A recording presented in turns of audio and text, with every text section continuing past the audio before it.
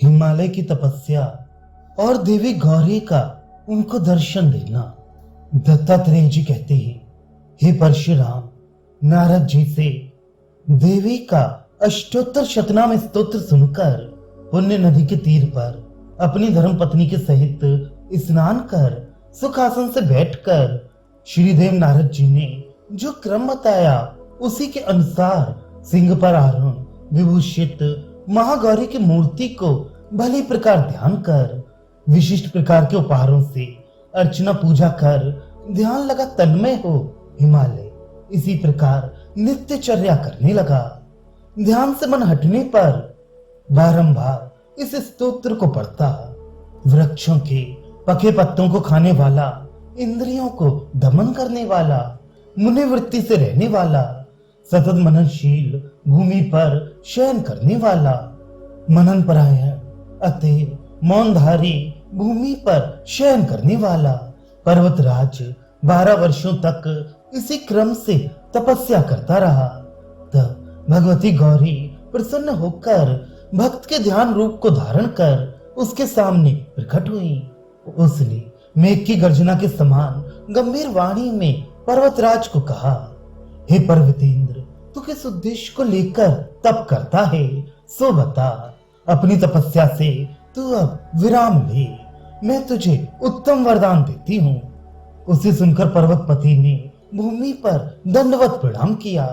सिर नवाकर अपने हाथों की अंजलि बांधे नाम युक्त स्तोत्रों से उस भगवती गौरी से याचना की, हे गौरी, मैं आपको नमस्कार करता हूँ। हे शंकर प्रियदर्शिनी माते, आप पुत्र न होने के दोष रूपी अग्नि से जले मुझे जलाएं। इस प्रकार पर्वतराज के वचन सुनकर भगवती ने पर्वतेश्वर हिमालय को कहा, हे पर्वताधिराज, तेरे कोई पुरुष पुत्र होने का नहीं है। हाँ, मेरी कृपा से एक कन्या होगी, इसमें संदेह नहीं। तब हिमगिरी ने हाथ जोड़कर प्रणाम करके कहा, हे देवी, विद्वान लोगों ने कन्या के पिता होने को तो दुख के लिए ही बताया है। पुत्री पैदा हुई ये संसार में महती चिंता का विषय है। विवाह योग्य होने पर किसे दी जाए ये मन को विशेष घुलाता है। जब पाणी ग्रहण हो गया तो पति के घर सुख पाएगी कि नहीं, ये कन्या के पिता होना निश्चय ही महान कष्टकर बात है। यदि मेरी कन्या ही हो तो आप मेरी पुत्री बने, अन्यथा तो मैं आपके दिए वर को किसी रूप से नहीं मानूंगा। हिमाचल के कथन को सुनकर महेश्वरी गौरी बोली, हे नगाधिराज, मैं कभी शरीर धारण नहीं करती।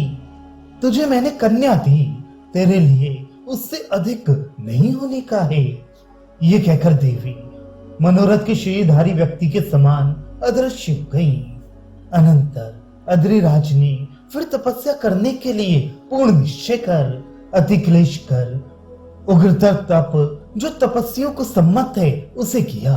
वह 100 वर्ष तक जल पीकर रहा, फिर वायु पर निर्भर 100 वर्ष तक रहा। इस प्रकार 200 वर्ष बीतने पर बहुत बड़ा अग्निकुंड बनाकर वट वृक्ष के तने में 100 रज्जुओं को बांध ऊपर में अपने दोनों पांवों को लटकाकर नीचे सिर कर बिना किसी अवलंब के श्वास रोककर बिना ही आहार एकाग्र मन से तपस्या में लगा रहा। उसकी प्रिया सती भार्या ईंधन को कुंड में डालकर अग्नि में प्रज्वलन सामग्री बढ़ाती गई। इस प्रकार उसकी तपस्या करते करते 100 वर्ष समाप्त हो जाने पर फिर एक रज्जु को काटकर पर्वतराज हिमालय ने उग्रतर तप किया। इस तरह तपस्या करते जब 100 वर्ष में 1 वर्ष कम रहा तो इसके सिर से तप की अग्नि का धुआं निकला, जिससे सारा स्वर्ग व्याप्त हो गया। स्वर्ग में धुएं के भर जाने से इंद्र आदि देवगण जब व्याकुल हो गए तब हिमालय के यहाँ आए। कुंड की अग्नि से बढ़ी हुई ज्वाला से घबराकर वे दूर से ही लौट गए तथा सत्यलोक में आए। ब्रह्मा के लोक में आकर विधाता को देखा। उसे दूर से देखकर इंद्र आदि देवगण दंडवत प्रणाम करने लगे। भक्ति से विनत देवताओं को देखकर लोक पितामह ब्रह्मा ने गंभीर वाणी से अमराधिपति इंद्र को संबोधन कर कहा, हे देवराज, देवगण समेत उठो, तुम्हारे आने का क्या कारण है? शीघ्र भय छोड़कर बताओ, मैं तुम्हारा अभीष्ट सिद्ध करूंगा। इस प्रकार ब्रह्मा के कथन को सुनकर इंद्र सहित वे देवगण उठ बैठे। हाथ जोड़कर इंद्र ने बहुत धीमे स्वर से कहा, हे जगतपति, हम अत्यंत भयभीत हैं, अपने भय का कारण बताते हैं। पृथ्वी में सुप्रसिद्ध शैल राज्य हिमवान है, वह दीर्घ काल से अत्यधिक श्रेष्ठ तप कर रहा है। उसकी इच्छा को हम नहीं जान पाए कि वह अब क्या चाहता है। उसके सिर से धुआं निकला, उससे इस प्रकार अत्यंत दारुण सुग्रीव भय स्वर्गवासियों को प्राप्त हो गया। सर्वत्र उस धूम से स्वर्गपुर भर गया है। उससे अत्यंत प्रचंड अग्नि के जलाने के समान अमरदेव गण का शरीर जलता है। अपने यहाँ बैठने पर मेरा आसन डूलता है। सभी देवगण लोग अत्यंत स्वस्थ हो कहीं भी सुख प्राप्त नहीं करते। आप ही सदैव विपत्ति में घिरे हम लोगों को शरण देते हैं। इस प्रकार इंद्र का कथन सुनकर विश्व सर्जक ब्रह्मा ने ध्यान लगाया। क्षण भर में ही आंखें खोलकर इंद्र को बोले, डरो मत। इस तरह कहते हुए विधाता ने देवगण के सहित क्षीर सागर के तट पर आकर सोए हुए शंख, चक्र और गदाधारी दिव्य विष्णु को देखा। सब देवताओं ने दंडवत प्रणाम करके हाथ जोड़ विष्णु की उनके यश को बढ़ाने वाली सुंदर वैदिक स्तोत्रों से स्तुति की। तब लोक सर्जक कमल योनि ब्रह्मा ने आगे आकर हिमवान को तपस्या के विषय में देवगण द्वारा कहे गए व्रत को सुनाया। तत्पश्चात सुनकर विधि प्रमुख उन सब देवगण के सहित विष्णु भगवान शीघ्र अति शीघ्र वहां गए, जहां पर्वतराज हिमालय अत्यंत कठिन तप में था। एक ही रस्सी के सहारे लटके हुए नीचा सिर की तपस्वी उसे इस प्रकार देखकर जलते हुए अग्निकुंड के ऊपर लटके तपस्या से अत्यंत तेजस्वी प्रभावित सूर्य के समान ही वह लगता था। एवं उसकी पत्नी को जो सेवा में लगी हुई देखा, तब विष्णु उसके पास जाकर विनय भाव से बोली, तो कौन है? इस महागहन वन में इसकी क्यों सेवा करती है? ये कौन है किस अभिप्राय को लेकर उग्र तप करता है? विष्णु के वचन को सुनकर उस स्त्री ने मधुर वाणी में कहा, यह पर्वतों का अधिपति हिमाचल मेरे पतिदेव है। भवानी को अपने अपत्य के रूप में लाने की यह कामना रखती हैं। उस देवी द्वारा प्रतिषेध कर देने पर 100 रस्सियों का सहारा लेकर 100 वर्षों का संकल्प लेकर अग्नि की शिखा के ऊपर लटके हुए इस पर्वतराज ने एक एक रस्सी को तोड़ दिया। अब फिर 99 वर्ष बीतने पर 100वें वर्ष के पूरे होने में एक दिन बचने पर भी यदि गौरी कल कृपा न करेंगी तो बची रस्सी के बंधन को काटकर कुंड में अपने देह को भस्म करने को तैयार है।